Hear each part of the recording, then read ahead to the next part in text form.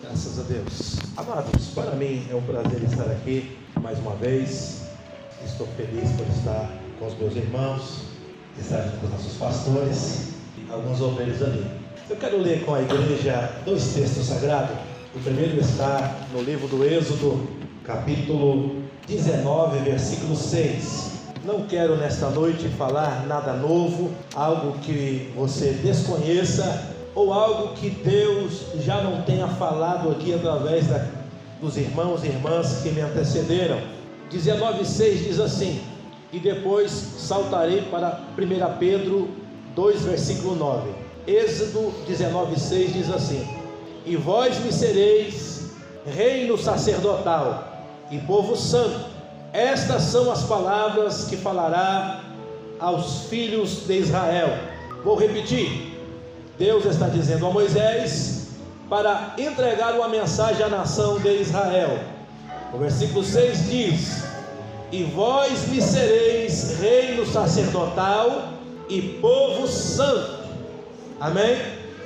Agora capítulo 2 de 1 Pedro, versículo 9, diz assim, mas vós sois a geração eleita, o sacerdócio real, a nação santa, o povo adquirido, para que anuncieis as virtudes daquele que vos chamou das trevas para a sua maravilhosa luz. Preste bem atenção, em Êxodo capítulo 19, versículo 6, nós vemos o profeta dizer, vós me sereis nação sacerdotal e povo santo. Mas aqui nós vemos Pedro dizer, vós sois geração eleita. Deus estava dizendo para Israel que ela poderia ser. O plano original de Deus era que Israel fosse uma nação sacerdotal, um povo santo para as demais nações. Mas aquilo não aconteceu, e Deus precisou escolher uma tribo, da tribo de Israel, para exercer o sacerdócio para o próprio povo. Deus queria que Israel fosse uma nação sacerdotal para as outras nações, mas aquilo não aconteceu. Então Deus escolheu da tribo de Israel, a tribo de Levi, para exercer o sacerdócio na própria nação. Mas quando olhamos para a palavra de Deus através de Pedro, Pedro está dizendo, vocês não serão. Pedro está dizendo, vocês são, vós sois. Não está dizendo, vocês poderão ser, não. Está dizendo, vocês são a nação santa, a geração eleita, o povo sacerdotal. Deus adquiriu vocês para anunciar as suas virtudes a todos que estão em trevas. Amados, quando começamos a olhar para essa questão sacerdotal, por que Deus estabeleceu sacerdotes? Temos essa pergunta: quais são as funções dos sacerdotes e quais são os seus privilégios? Quando olhamos para a palavra de Deus no livro de Salmos, capítulo 7, encontramos aqui o salmista dizer, versículo 11: Deus é um juiz justo, um Deus que se ira todos os dias. Davi está dizendo a natureza de Deus.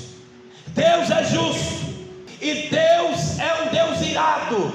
Deus se ira todo dia. Versículo 12: se os homens não se converter, Deus afiará a sua espada e já tem armado o seu arco, está aparelhado. Perceba que Deus é justo juiz, e Deus não admite injustiça, Deus não admite erro, Deus não admite pecado. Abacuque capítulo 1, versículo 13, o profeta está dizendo, Deus é um Deus santo e não pode ver o mal. Deus não pode ver o mal.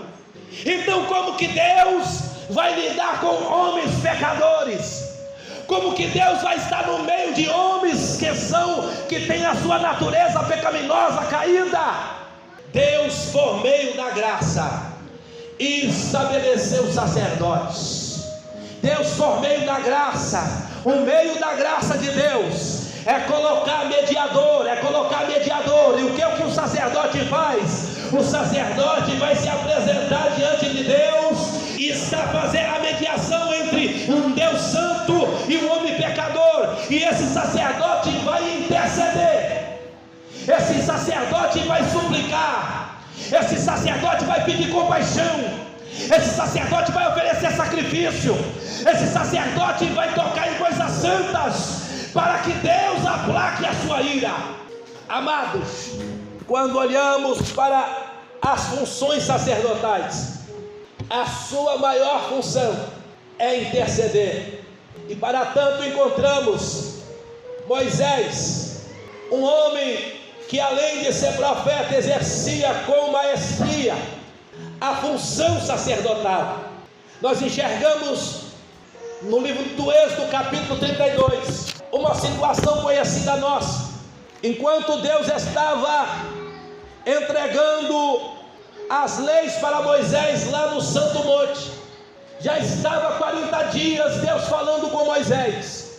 O povo lá embaixo achou que Moisés já estava morto, e então eles constrangeram Arão não teve pulso firme, e eles disseram: faz deuses para nós.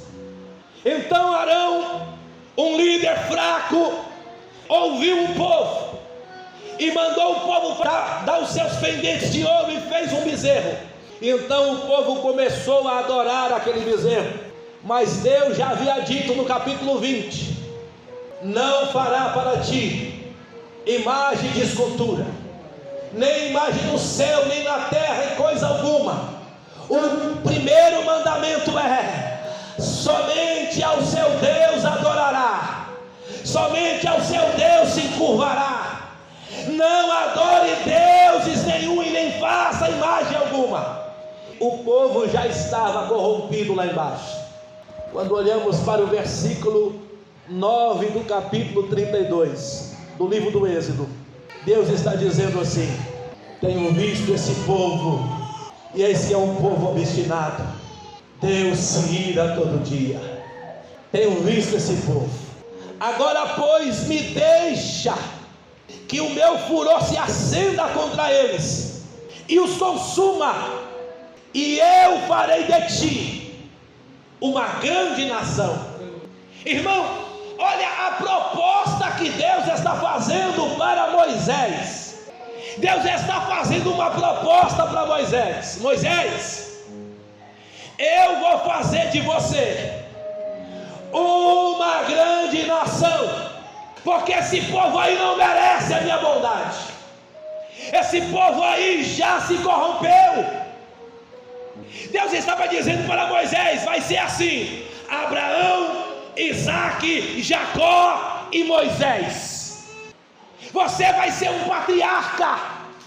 Permita que eu os destrua, e eu vou abençoar você, vou multiplicar você, e você vai se tornar a nação. Irmão, mas quem é intercessor, quem vive a função sacerdotal, não atenta para a ira de Deus, não recebe isso como proposta. Antes Moisés disse para Deus: Senhor, o povo é teu, não se acenda a sua ira contra o teu povo. Ó Deus, foi você que tirou esse povo do Egito com a sua mão forte, não foi eu não. Ó Deus, o que não vão dizer os egípcios? Que você os tirou de lá para os matar no deserto. Ó Deus, lembra-te da aliança que você fez com Abraão, lembra-te da aliança que você fez com Isaque, da aliança que você fez com Jacó. Perdoa esse povo, Senhor. Irmão, o sacerdote é colocado por Deus para interceder pelo pecador. Foi para isso que Deus te chamou, foi para isso que Deus te elegeu, foi para isso que Deus te derramou a sua graça, para que você seja um intercessor, para que você seja esta ponte aqui na terra. Aleluia! E sabe o que é interessante, irmão? Que a mesma proposta, Deus fez para Moisés em um segundo momento. No capítulo 14 do livro de Números, o povo havia espiado a terra. Ao invés de voltar com boas notícias, 10 espias começou a falar mal daquilo que Deus disse que é bom. Preste bem atenção e guarde isso. Não fale mal daquilo que Deus disse que é bom. Não diga coisas más daquilo que Deus disse que é bom. Se Deus está dizendo isso é bênção, diga é bênção, porque Deus disse que é bênção. Ainda que pareça doloroso, ainda que pareça difícil, ainda que pareça custoso, diga é bênção de Deus para mim. Ei, Macere Manaue. Então o povo voltou dizendo: olha, aquela terra mata os seus moradores, é terra que consome os seus moradores. Lá naquela terra tem gigantes. Os nossos filhos serão presas, morrerão como presas ali. Vamos levantar líderes e vamos retornar para o Egito. E quando Josué e Caleb falava contra aquilo, eles tentaram apedrejar Caleb e Josué. Diz o texto que Deus falou com Moisés novamente, Números 14, versículo 11. Disse o Senhor a Moisés: até quando me provocará este povo? Até quando não me crerão por todos os sinais que fiz no meio dele? Com pestilência o ferirei e o rejeitarei, e farei de ti povo maior e mais forte do que esse. Irmãos, olha Deus insistindo em algo. Olha Deus insistindo em algo.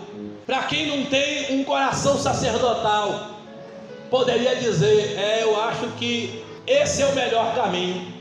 Quem não tem um coração sacerdotal, quem não tem uma alma de intercessor, acha que esse é o melhor caminho. É verdade, Deus, esse povo é ruim mesmo, não há esperança para esse povo não. Ó Deus, faz a sua vontade. É a segunda vez já. Não, irmão, aquele que tem um coração sacerdotal não admite, ele se levanta como intercessor. Moisés disse ao Senhor: ah, Senhor, repetiu as mesmas palavras: Senhor, o que não dirão os egípcios? Vão dizer que o Senhor não tem condição de colocar esse povo na terra, que o Senhor os trouxe para o deserto para os matar. Porquanto o Senhor não podia fazê-los entrar, então o Senhor os matou aqui. Versículo 17: agora pois, Senhor, que a força do Senhor se engrandeça, como tens falado. Irmão, olha o que Moisés está dizendo: Deus, que o Senhor se engrandeça ainda mais em misericórdia, em amor, e perdoa este povo, porque o Senhor é longânimo, o Senhor é grande em beneficência, o Senhor perdoa a iniquidade. Ó Deus, perdoa este povo. Versículo 20, diz o Senhor: conforme a tua palavra eu lhes perdoei. Irmãos, esse é o caminho do intercessor. Por que Deus levantou intercessores? Porque Deus se ira todo dia. Então Ele precisa que alguém se apresente na brecha para orar. A Bíblia diz que Jó era intercessor da sua família. Os seus filhos se reuniam, faziam festa, comiam, bebiam, mas ao findar das festas, Jó ia diante de Deus e orava: Deus, se porventura meus filhos falaram alguma palavra, se porventura meus filhos fizeram coisas que não te agradaram, ó Deus, perdoa a minha família, Senhor. É isso que Deus espera de nós. Para que Deus se colocou como sacerdote? Para que você pare de olhar para o seu umbigo e comece a olhar para as pessoas que estão em sua volta e orar por elas, interceder por elas, clamar por elas, chorar por elas. Irmão, uma das funções do sacerdote é ouvir as lamúrias do povo. Quando chegava o pecador diante do sacerdote com a sua ovelha, ele colocava a sua mão na cabeça do animal, e ali ele confessava os pecados que ele havia cometido. Sabe quem estava escutando? O sacerdote. E ele falou: eu fiz isso, eu fiz aquilo outro, eu fiz tanta coisa errada, eu fiz isso, eu fiz aquilo. E o que é que o sacerdote está fazendo? Escutando. Então o sacerdote degolava o animal e orava por aquela alma e apresentava diante de Deus aquele sacrifício. Irmão, você tem uma coisa que o sacerdote tem que fazer: é ouvir as lamúrias do povo. E o que é que ele vai fazer? Ele vai sair fofocando? Não, ele vai interceder. Ele vai chegar diante de Deus e dizer: Deus, tem misericórdia dessa alma, Deus perdoa essa alma, Deus ajuda essa alma, porque a sua bondade é grande. Vós sois sacerdócio real. Irmãos, quando olhamos para Cristo, Cristo é um grande exemplo de sacerdócio. A Bíblia diz que Ele penetrou nos céus por nós. Ele está à direita de Deus. Romanos 8:34. Quem nos condenará? O Senhor Jesus, que morreu por nós e também ressuscitou, e agora está à direita do Pai, intercedendo por nós. O que seria de nós se não houvesse Jesus ao lado do Pai? E sabe o que é interessante? O mesmo apóstolo Paulo diz que nós não sabemos como orar, mas o Espírito de Deus, o outro Consolador, que o próprio Jesus rogou, que foi dito aqui, o próprio Jesus rogou: eu rogarei ao Pai que vos dê outro Consolador. Esse Consolador, aleluia. João 14:16, esse Consolador, ele vê que você não sabe orar, ele vê que você não sabe pedir, então ele intercede por você, ele geme por você, com gemidos que não pode descrever. E este gemido do Consolador chega diante de Jesus, que está à direita do Pai. Às vezes o Pai está irado com você, o Pai está com a sua espada para tocar em você, mas está diante do Pai, à direita do Pai, o nosso Jesus, e Ele está orando por você, está pedindo por você. É por isso que você não morreu, aleluia. É por isso que você está de pé. Irmãos, preste bem atenção. Jesus, o grande sumo sacerdote. São Lucas registra capítulo 22, versículo 31 e 32. Jesus está falando que vai morrer. Aí Jesus está vendo os discípulos tudo dizendo: eu vou morrer com você. Pedro tomando a frente: eu estou disposto até a morrer contigo. Jesus disse assim: não, Pedro, o diabo foi até o Pai pedir para se andar com as vossas vidas. Capítulo 22 de Lucas, a partir do versículo 31. Mas eu intercedi por você, Pedro. Pedro, eu pedi para o Pai te sustentar. Pedro, eu disse para o Pai, não deixa o Pedro cair. Pai, não deixa o Pedro desviar. Ei, meu querido, essa é a função do sacerdote: é interceder, é orar, é gemer pela alma daqueles que estão em nossas voltas. Não é ficar esperando ele cair. Até quando ele vai durar? Até quando ele vai durar? Não, meu irmão. Ore por ele, interceda por ele, faça orações, faça jejuns. Esta é a tua função. Foi para isso que você foi chamado. Glória a Deus, aleluia. Foi para isso que Deus te chamou. Vocês não serão sacerdotes, vocês sois geração eleita, nação sacerdotal. Vocês não há de ser, não, vocês são. Deus estabeleceu vocês como aqueles que vão interceder aqui na terra, como aqueles que vão ouvir a lamúria, os pecados dos seus irmãos, e ao invés de condená-los, vocês vão orar por eles, vocês vão interceder por eles, vocês vão rogar por eles, porque é isso que Deus quer de nós. Irmãos, Deus é tão bom, Deus é tão bom, Deus é tão bom, que Deus nunca deixou ninguém sem o intercessor. Diga comigo, Deus nunca deixou ninguém sem o intercessor. Irmão, Deus sempre coloca alguém para rogar por você. Sempre. E quando olhamos para isso lá no Antigo Testamento, no livro do Gênesis, Deus passou na casa de Abraão para lhe dar uma boa notícia, capítulo 18, dizer que ele teria um filho. Sara duvidou. Deus disse para ela: haveria alguma coisa impossível ao Senhor? No tempo determinado você vai ver se não vai acontecer o que eu estou falando. Deus sai da casa de Abraão, Abraão o acompanha.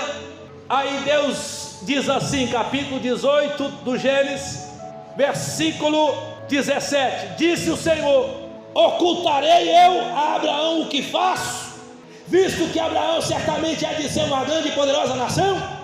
Porque eu tenho conhecido que ele vai ordenar seus filhos e os filhos dos seus filhos no meu caminho. Deus levantou um homem para interceder por Sodoma e Gomorra. Deus poderia ficar quieto, Deus poderia não falar nada, mas Deus não deixa ninguém sem intercessor. Então, versículo 20 do capítulo 18, Deus diz assim: tenho visto o clamor de Sodoma e de Gomorra, e o pecado deste povo tem se multiplicado. Eu vou lá e verei se é isso mesmo que tem praticado. Versículo 23: chegou-se Abraão diante do Senhor, dizendo: tu matarás também o justo com os ímpios? Se houver 50 justos, destruirá também e não poupará o lugar por causa dos 50 justos que dentro dela está? Repare, irmão, Deus disse a Abraão que ia fazer, porque Deus também sabia que Abraão ia interceder. E Abraão não pecou. Abraão se levantou para interceder. Abraão disse: Deus, se houver 50 justos ali, você vai destruir a cidade? Em momento algum você vai lendo o texto, ele disse: o meu sobrinho mora lá. Em momento algum ele disse: eu tenho família lá dentro. Não, Abraão disse: se houver 50, você vai destruir a cidade? Deus disse: se eu encontrar 50 justos lá, eu pouparei a cidade. Mas Abraão não parou. Senhor, eu só posso ao cinza e eu me atrevo. Se faltar ali 5, houver 45, você vai destruir a cidade? Deus disse: por amor dos 45 eu não vou destruir a cidade. E ele continua: Senhor, eu sei que eu só posso ao cinza e sou atrevido, mas se houver ali 30, você vai destruir a cidade? Deus, não, se houver ali 30, eu não vou destruir a cidade. E ele continua: Senhor, não se ire comigo, ainda te falo ainda esta vez. Versículo 32: se houver 10 ali, você vai destruir a cidade? Deus disse: se tiver 10 justos, eu vou poupar a cidade. E o versículo 33 é extraordinário: e foi-se o Senhor quando acabou de falar a Abraão. Se Abraão tivesse continuado, Deus continuaria ouvindo. Sabe por quê? Porque Deus nos levantou para sermos intercessores. Jesus, o grande sumo sacerdote, antes de morrer, capítulo 17 do livro do evangelista São João, versículo 9, ele rogou por seus discípulos. Versículo 15, ele disse: rogo para que eles sejam guardados do maligno. Versículo 19: eu me santifico por eles. A função do sacerdote: se santificar em favor de alguém. Se santificar em favor de alguém. Versículo 20: Jesus orou por nós. Oro não só por esses, mas por todos aqueles que hão de crer em mim. Jesus orou antes de morrer por mim e por você. E depois que ele morreu, ele ressuscitou ao terceiro dia. E ainda agora, ele não cessa de orar. Neste momento agora, ele está orando, ele está intercedendo. O Espírito Santo Consolador não cessa de interceder. E ele levanta pessoas para interceder, irmão. Quantas vezes Deus coloca pessoas no nosso coração e você começa a sentir a necessidade de certas pessoas.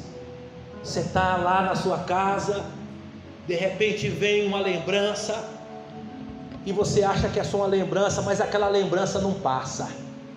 Aí é Deus te chamando: intercede. Aí você ora. Enquanto o seu coração não se sente aliviado, você não para. Irmãos, para encerrar, eu gosto de moto, tá, irmãos? Tem alguém que gosta de moto, sou eu. Mas eu parei, tá, irmão? A gente vai ficando velho, né? O osso não cola mais tão rápido, né? O último acidente que eu tive foi um acidente que poderia ter sido gravíssimo.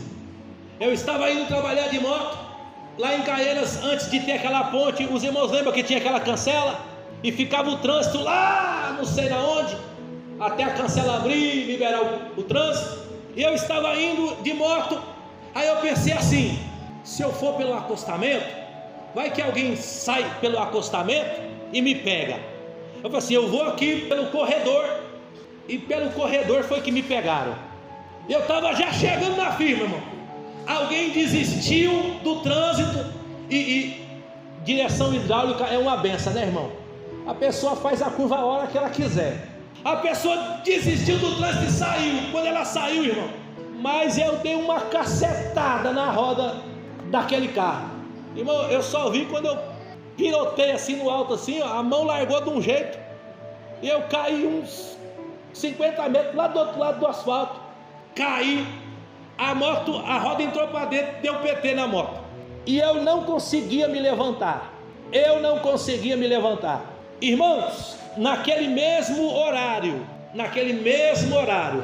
uma irmã, eu estava pastoreando o Parque Munhoz naquela ocasião, uma irmã chamada Dirce, ela estava lavando roupa, e o Espírito Santo disse para ela: para o que você está fazendo e ora pelo seu pastor.